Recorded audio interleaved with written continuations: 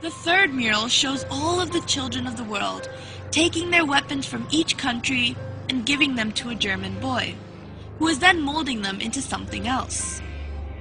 All the children of this scene are of different ethnicity, and all seem to be relieved. The gas mask man in the previous mural is seen dead, and there are two doves perched on his body. The main emphasis of this mural is to show the return of peace after all the killings have taken place, and that there will be no more need for weapons in this perfect world.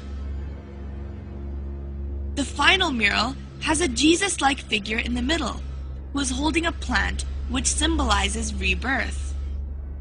All of the people are running towards this man with happy expressions.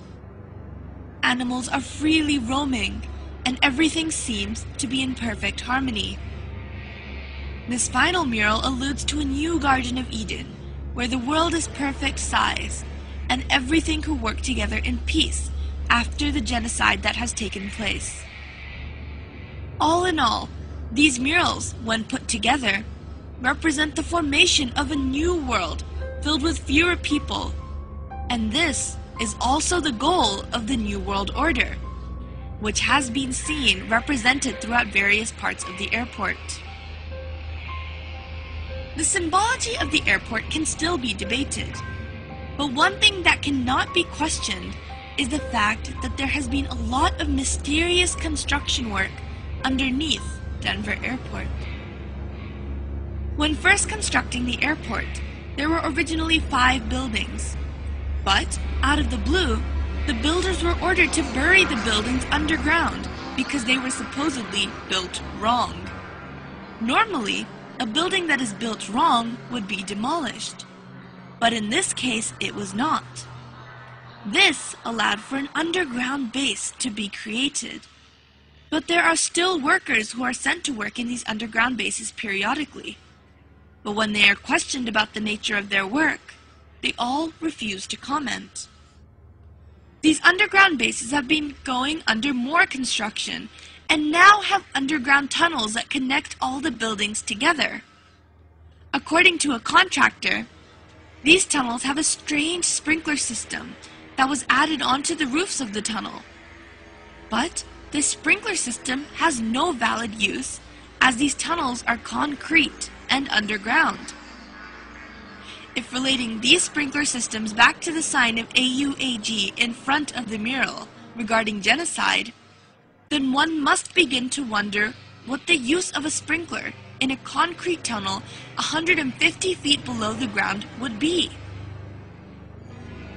These underground bases appear to be holding rooms due to the sheer mass and size, and some say that they even allude to concentration camps. This is because, 1. These holding rooms have no purpose, and when the airport authorities were questioned, they say that they are merely being used for storage. And 2, all the barbed wire fences face the inside of the airport rather than facing the outside, which is what they usually do. This implies that they are trying to keep things in rather than keep things out. And 3, the sprinkler systems have no use, but they may be related to the deadly virus Australian antigen and the pursuits of the New World Order.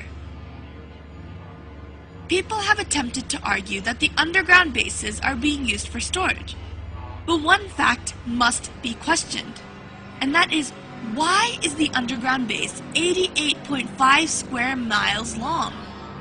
And why were the 5 buildings mysteriously buried?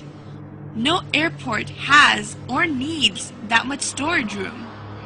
So what is this space really being used for? Whenever the authorities are questioned, they are not allowed to answer. We are not the only ones who seem to be fascinated with this airport. The Queen of England, alongside many other famous European royalty and politicians, are hurriedly buying property close to the airport under an alias. One can only assume that they must feel that there is something significant about this airport in order to do so. It is very easy to dismiss a conspiracy theory, But it is not hard to dismiss cold, hard facts that surround them. The odd happenings in this airport have been called to questions, but all the questions have been dismissed and have not been answered. Is the New World Order really going to attempt to take over? And if they are, does that mean that our own government is involved?